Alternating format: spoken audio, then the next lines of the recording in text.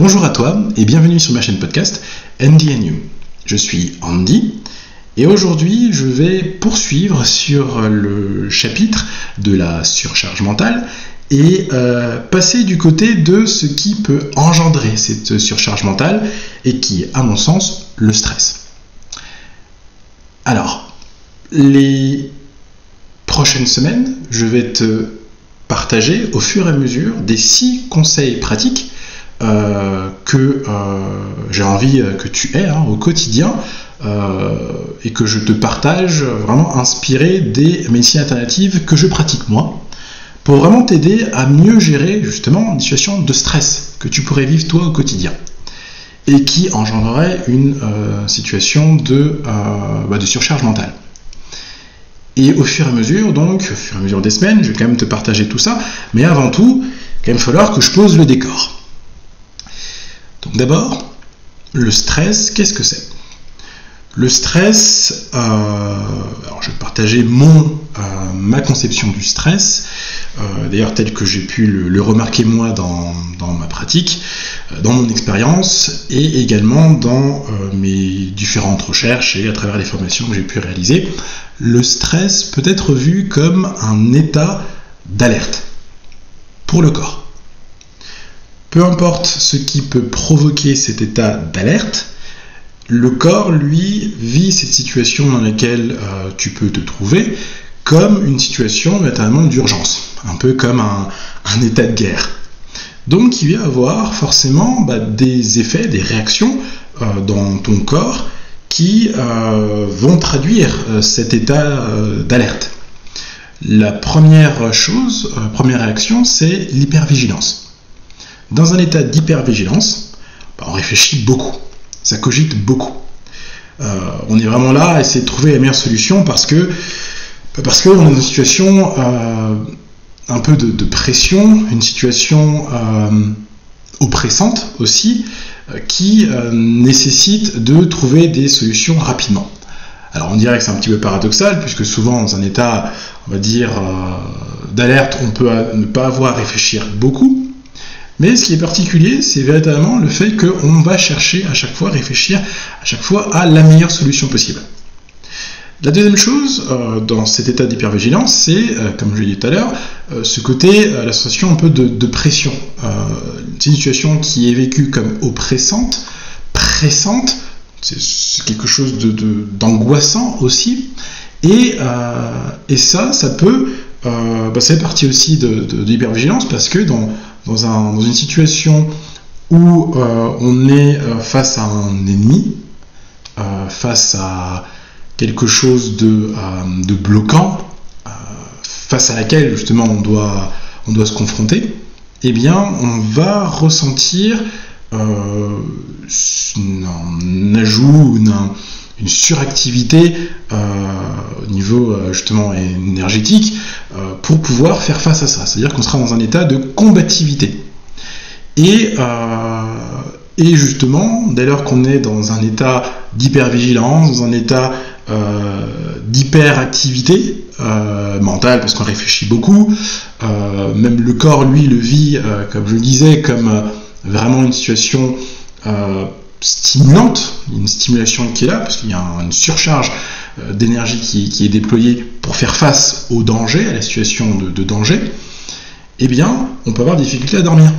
Parce que lorsqu'on dort, pour pouvoir être dans cet état d'endormissement, ça demande du lâcher-prise. Donc ça demande d'être dans un état et dans une situation reposante, rassurante, confortable.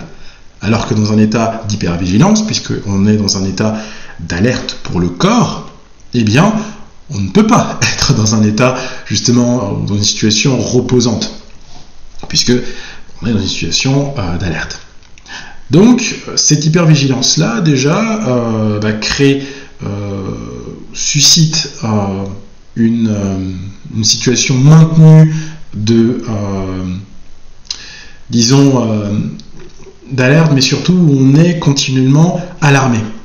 Voilà, c'est ça, cette idée d'alerte, c'est qu'on est continuellement alarmé, et donc il y a des signes qui nous disent, oui, on est dans une situation de guerre, de combat. Il y a la suractivité qui vient, forcément.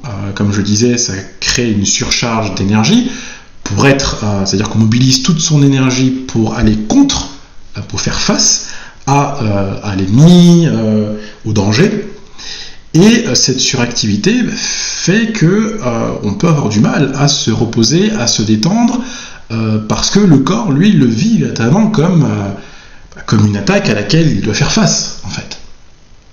Donc l'hypervigilance crée la suractivité, et en même temps, eh bien, comme c'est une situation de combat, parce que le corps, lui, le vit comme une agression externe, eh bien, il y a des signes disant que on peut ne pas voir les choses d'une manière très rose. Je ne veux pas dire qu'on est plutôt défaitiste, mais je dirais plutôt que on est un peu plus agressif.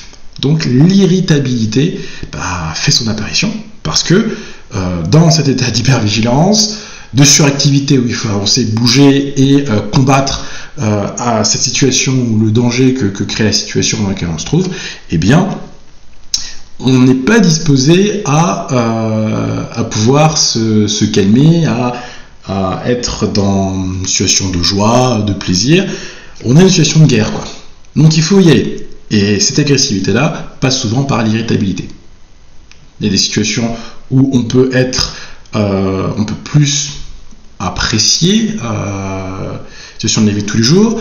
Il y a des mots, des réflexions, des choses qu'on peut entendre, qu'on peut plus supporter, mais en situation, disons, on peut plus supporter en situation normale, mais en situation de stress, eh bien, il peut y avoir ce biais du combat, ou du combattant, ou de la combattante, qui est en toi, qui peut à ce moment-là devenir plus agressif et être plus irritable. Dans ce côté irritabilité, eh bien, on peut très souvent ne pas soi-même s'en rendre compte. Ça peut être dans le regard de son entourage, dans les réflexions, les retours de son entourage, qu'on peut se rendre compte, oui, qu'on peut être un peu plus irritable qu'à l'habitude. On peut un peu plus ou un peu moins bien prendre les choses que d'habitude, qu'on se lève un peu plus souvent du mauvais pied, qu'on râle un petit peu plus, qu'on est un petit peu plus grincheux. Voilà. Ce sont des signes aussi de stress, d'une situation stressante. Et en soi, le stress n'est pas vu comme quelque chose de négatif. C'est pas forcément quelque chose de négatif. Dans le sens où, disons, la différence d'une situation de repos rassurante, confortable, eh bien la situation d'alerte, de stress est là aussi pour nous faire sortir un peu de nos gonds. Donc nous aider aussi à sortir un peu de notre zone de confort. Et le stress, donc je pense que tu l'as déjà vécu dans ta vie, peut avoir son utilité. Voilà, pour nous faire sortir nos ressources, et peut-être que ça t'a permis toi de découvrir des ressources inespérées en toi, un potentiel peut-être caché ou dissimulé dans la routine aussi, souvent dans une sorte d'automatisme, surtout en plus dans un environnement qu'on connaît bien, peut-être qu'on a toujours connu, avec des habitudes qui sont bien ancrées. C'est parfois difficile de sortir de la zone de confort. Et les situations de stress permettent de mettre un petit peu de piment, permet de sortir un peu de tout ça pour te permettre de découvrir aussi quelles sont tes propres ressources sur lesquelles tu peux te reposer aussi, mais pas trop longtemps. Et oui, parce que ce qui fait qu'une situation stressante devient délétère, peut devenir nuisible pour toi, c'est le moment où elle dure trop longtemps. C'est vraiment la durée qui fait que le stress peut avoir des conséquences fâcheuses. De l'hypervigilance pendant peut-être 2-3 jours coup de stress pour terminer un dossier, pour boucler ce qu'on n'avait pas pu boucler avant, pour faire ce qu'on n'avait pas pu faire avant, bah là, le stress, quand il dure 2 semaines, 3 semaines, 6 mois, 1 an, eh bien, il crée derrière cette baisse inéluctable d'énergie. Puisque l'hypervigilance demande une surcharge, donc ça mobilise l'énergie du corps qui va créer une surcharge, et après, derrière, le corps, lui, il n'a pas des ressources illimitées, surtout en plus parce qu'on peine à pouvoir se reposer. Donc si tu as du mal à te reposer, eh bien c'est que cette situation de stress finit par devenir délétère pour toi. Donc le tout, c'est de comprendre que le stress en soi n'est pas négatif, puisqu'on n'est pas là dans une vision bien ou mal. Le stress est vraiment là, comme je dis, c'est un état d'alerte pour le corps. Peu importe comment c'est provoqué par le patron qui te dit eh bien il faut que tu n'avais pas prévu le vendredi soir d'avoir à passer le week-end pour boucler un truc que ton patron te dit de faire pour le lundi suivant, bah voilà, ça c'est le coup de stress parce que c'était pas prévu, état d'alerte, oulala. Si tu ne termines pas ce dossier d'ici lundi, si tu n'y passes pas le week-end, alors que tu pensais plutôt te reposer et regarder Netflix toute la journée, eh ben, tu risques peut-être de perdre ton boulot, quoi. Voilà. Ou de perdre un gros client et par conséquence, tu peux également perdre ton boulot, etc. Et dire voilà, perdre d'argent, où est-ce que tu vas vivre, la famille, etc. Donc c'est vrai que c'est un état vraiment ponctuel, soudain, vraiment d'état d'alerte qui dit oh là là, il va falloir tenir. Donc pour tenir dans cet état d'hypervigilance, on a des adjuvants qui sont là, le café, le thé, et surtout on consomme beaucoup d'énergie parce que le corps a besoin de beaucoup d'énergie, donc on consomme beaucoup. On est beaucoup de la surconsommation, des choses grasses, des choses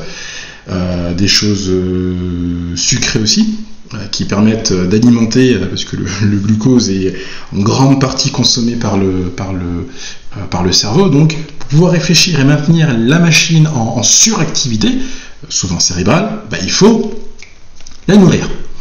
Donc c'est clair que tout ça, ce sont des signes que probablement tu connais, et encore une fois, c'est se dire à quel moment ça devient nuisible, à quel moment ça dure trop longtemps. Comme je le disais tout à l'heure, ça crée donc forcément une baisse de l'énergie parce qu'on s'épuise surtout à maintenir cet état d'alerte. Et comme on peine aussi à recharger ses batteries parce qu'on ne dort pas assez et qu'on a du mal à reposer son esprit, eh bien ça crée aussi une baisse des défenses du corps. Parce que l'énergie, le corps finit par être épuisé. Il s'épuise de l'intérieur, il finit par épuiser. Et donc tu finis par épuiser ton propre corps. Je pense que tu as dû déjà sentir ces signes justement de fatigue accumulée, où le stress peut parfois d'ailleurs être un peu sournois. C'est-à-dire qu'on peut facilement ne pas se rendre compte qu'on est en situation de stress. C'est-à-dire que ça peut être progressif. Au départ, on demande, par exemple, un exemple du boulot où on peut très bien nous donner, un dossier à faire ou un client à contacter, et comme tu l'as fait dans les temps, on te demande de faire un autre, de contacter un deuxième client, ou deuxième, troisième client, puis on voit que ça fonctionne bien, donc quatrième, cinquième, etc.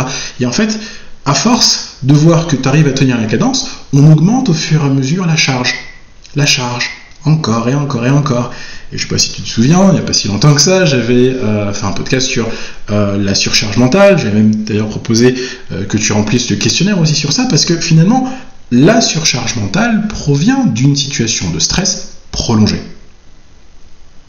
Et oui, même si la situation de stress provient de quelque chose qu'on dirait de normal, c'est-à-dire, comme j'aime bien dire, Bobonne est à la maison, elle a tout à gérer, elle est au boulot, elle a tout à gérer, et finalement, on trouve ça normal. Qui ont, je ne sais pas, mais certaines personnes diraient c'est normal. Là, déjà, dès lors qu'on est dans une situation où on te demande d'être dans une hypervigilance, de réfléchir beaucoup, où il y a cette pression qui est présente, tu peux peiner à dormir, Et tu peux ressentir aussi dans ton corps, puisque c'est surtout un état d'alerte pour le corps, des signes de stress. Parfois la boule au ventre, parfois des difficultés digestives, troubles digestifs, comme de la diarrhée ou de la constipation. Et puis, bon, on en discutera un peu plus tard, mais il y a aussi l'aspect trouble menstruel. Mais j'en parlerai un petit peu plus tard. Donc, pour dire que cette situation de stress peut vraiment devenir délétère pour toi dès lors qu'elle dure trop longtemps.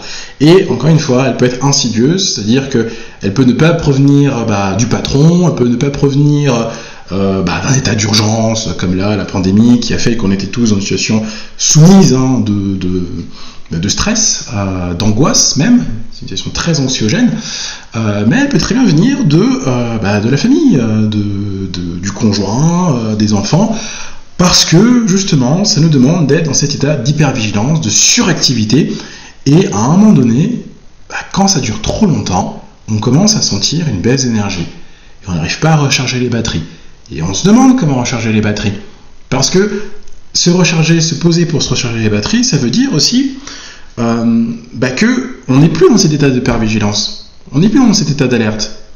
Et comme toujours, on s'habitue en fait à ce qu'on vit. Et je ne sais pas si c'était déjà arrivé, mais de vraiment ressentir comme si te reposer était une perte de temps. Voilà. Il faut que tu sois dans l'activité. Il faut que tu sois tout le temps à bouger. Il faut que tu sois à droite et à gauche en même temps. Il faut. Parce que, voilà. Ah oui, si la machine, elle carbure pas, les choses n'avancent pas. C'est vrai. Parfois, c'est vrai.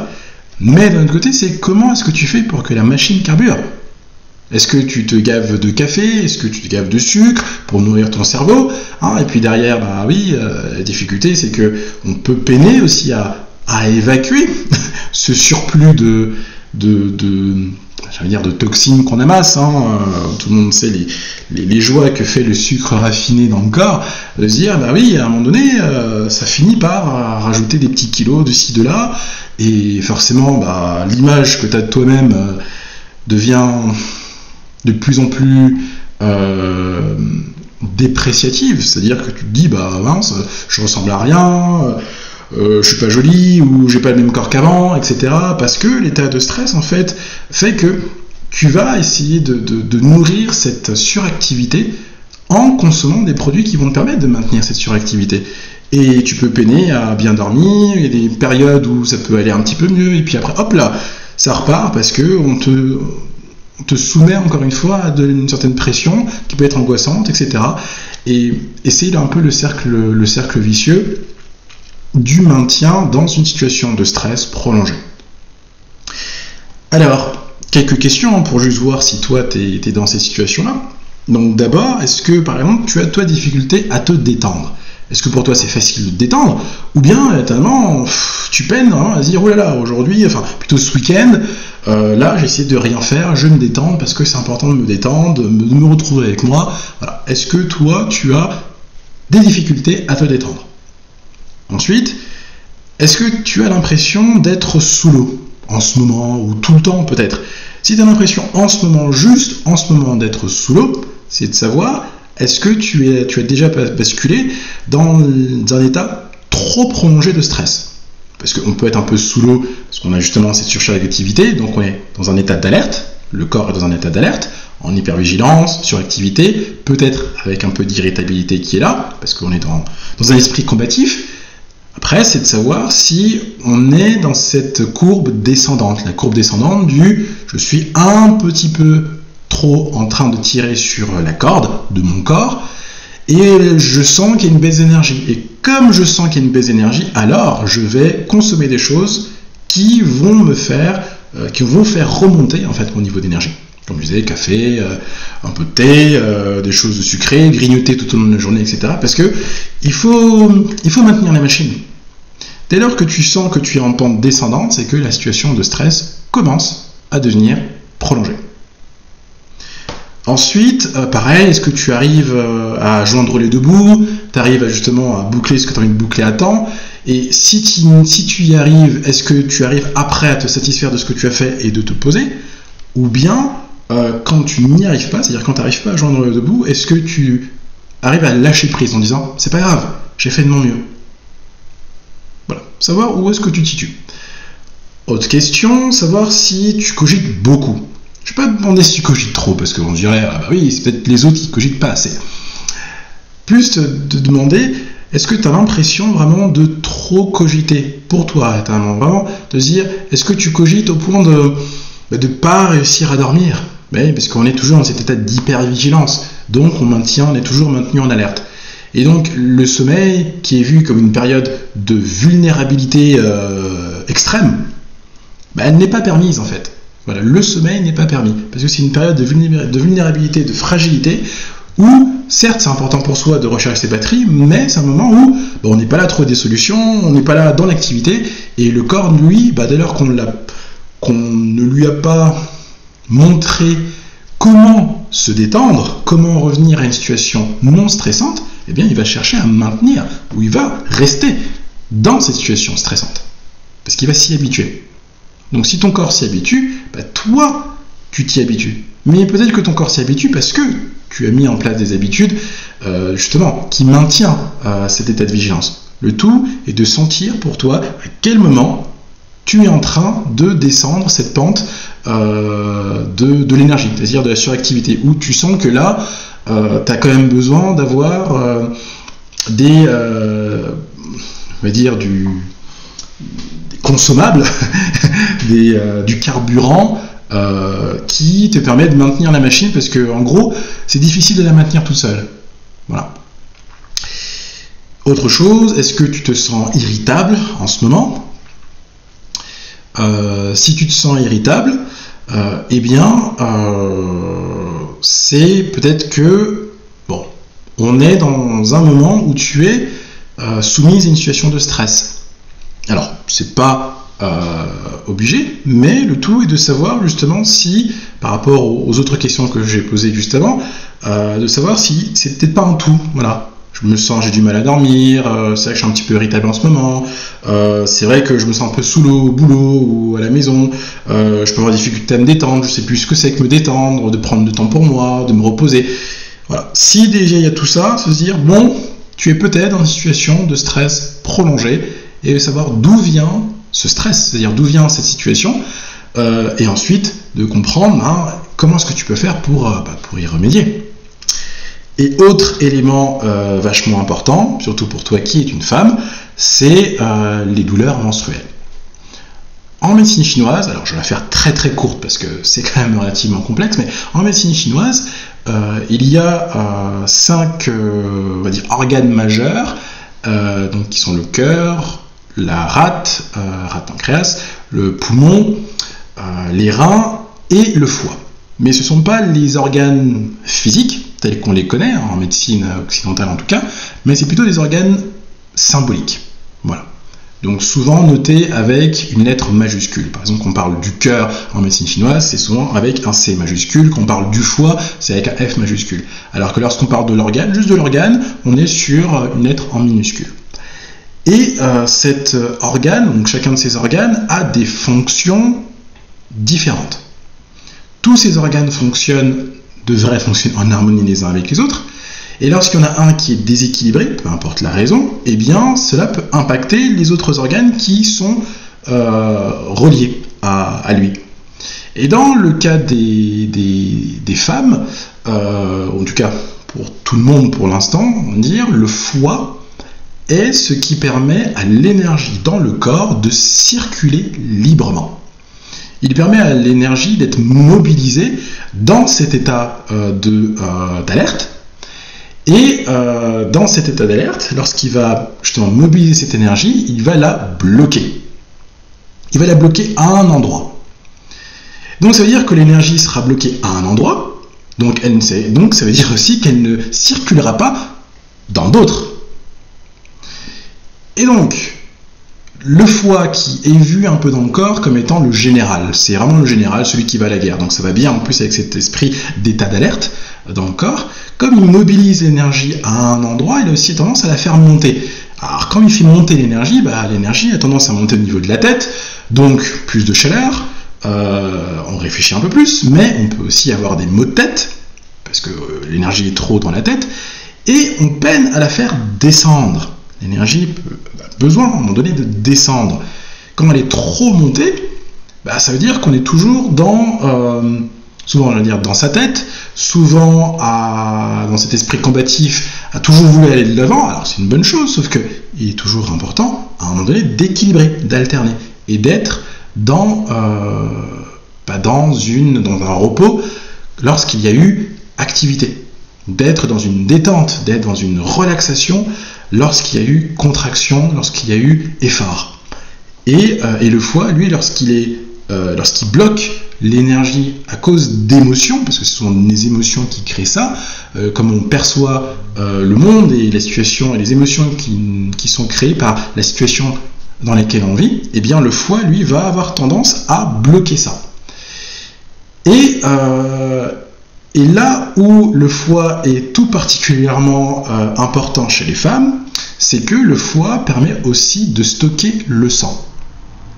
C'est lui qui va permettre la libération du sang pour son nettoyage lors des règles. Et la particularité du foie, c'est que justement, comme il y a ce lien entre l'énergie qui est bloquée en état de stress et la libération du sang ou l'activation du sang, on va dire, pendant les règles, eh bien, ça va créer ce qu'on appelle, et que tu connais certainement, le syndrome prémenstruel. Voilà. Le syndrome prémenstruel, c'est exactement ça. C'est le fait que le foie, dans une situation qui est vécue comme stressante, alors ça peut être lié à l'entourage, à l'environnement, une situation dans l'environnement qui peut créer ce stress-là, souvent lié aussi au rapport que tu peux avoir avec ta propre féminité aussi, qui va créer ce blocage. Et ce blocage va engendrer une douleur. On dit en médecine chinoise que lorsque l'énergie circule librement, le corps va bien, l'esprit va bien et posé, et surtout, il n'y a pas de douleur. Dès lors que l'énergie est bloquée, il y a une douleur. Douleur, blocage. Et ce qui bloque en général l'énergie dans le corps, souvent en plus lié aux émotions, c'est le foie. Et comme le foie est lié en même temps au sang, eh bien, ça bloque plus souvent, en tout cas pour les femmes, qui peuvent être très sensibles à ce type de situation, en situation stressante, eh bien ça va surtout bloquer et donc causer des douleurs au niveau lors des règles. Et donc la question que je te pose, après tout ce petit discours sur la médecine chinoise et le foie, c'est: est-ce que tu as des douleurs prémenstruelles? Et si la réponse est oui, et en même temps la réponse est oui pour les autres, alors, c'est-à-dire les autres questions en lien avec le fait d'être cogité, avoir du mal à dormir, être souvent irritable, etc., de se demander: est-ce que tu ne vis pas une situation comme stressante? Et c'est un peu ça aussi je vais pas dire la limite, mais ce qui permet de trouver un peu la nuance entre une situation stressante et une situation vécue comme stressante, c'est que l'environnement peut te dire, ou la norme sociétale pourrait te dire, les situations stressantes sont les situations vécues de maladie, par exemple, de guerre, des changements brutaux, etc. Mais il y a des situations vécues comme stressantes qui ne sont peut-être pas admises ou pas communes, ou du moins communément admises comme étant des situations stressantes, mais c'est pour autant que toi, tu ne les vis pas comme stressantes. Si tu les ressens comme stressantes, eh bien, par ton expérience et par ton vécu, tu as ce droit-là de pouvoir le ressentir comme ça. Le tout, c'est de pouvoir y mettre le doigt, pouvoir comprendre que tu le vis comme une situation stressante et de reconnaître tous les symptômes, disant que là, tu es peut-être dans une situation stressante prolongée qui commence à être délétère pour toi, commence à être nuisible et nocive pour toi, et comment y remédier, trouver les solutions pour y remédier. Donc voilà. Donc tout ça pour poser avant tout le cadre avant de te partager mes 6 conseils pour te permettre de te détendre dans une situation que tu ressens comme stressante. Donc merci pour ton écoute. C'est vrai que ce fut un petit peu long. Je n'avais pas prévu de faire 30 minutes de ce podcast. Je me suis dit que ça allait durer peut-être 10 minutes. Mais bon, je suis bavard, donc je pense que tu me connais maintenant depuis quelques temps. Je parle beaucoup. Mais voilà, c'était pour moi important de pouvoir le poser parce que c'est vrai que là, pour la première fois depuis le début que je fais les podcasts, j'ai eu envie de le faire un petit peu freestyle, c'est-à-dire, bon, je posais dans les grandes lignes ce que je voulais dire, mais voilà, j'allais aussi un petit peu avec le flow, comme on dit, et donc pour moi c'était important de pouvoir poser le stress et surtout cette situation stressante, parce que on n'en parle pas suffisamment. Vraiment, à mon sens, que des situations vécues comme stressantes sont tout aussi dangereuses et tout aussi répandues, enfin, bien plus répandues qu'on ne le croit en fait. Et c'est vrai que c'est pour moi important que toi tu saches que si tu es dans une situation de surcharge mentale, c'est que probablement tu es dans une situation vécue comme stressante. Et certainement une situation stressante prolongée. Voilà.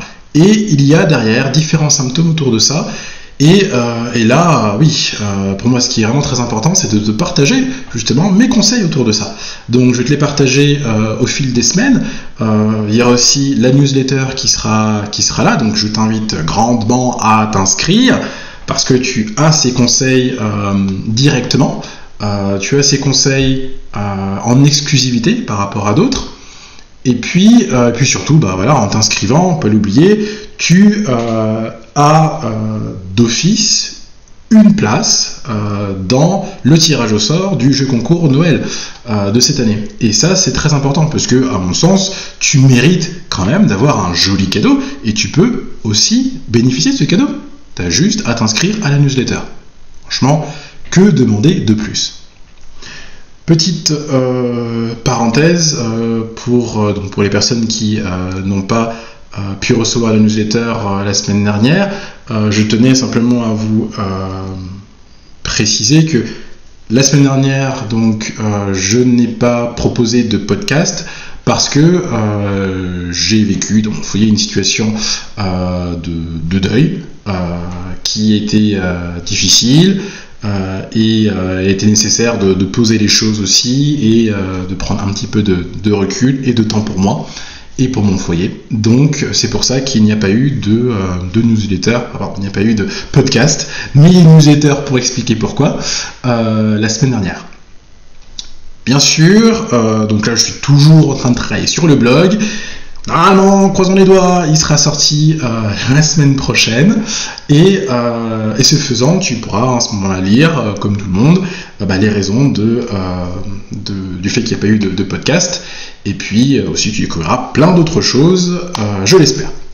Donc merci bien encore pour ton écoute, laisse-moi un commentaire et puis voilà, à très bientôt pour le prochain épisode d'Andy and You.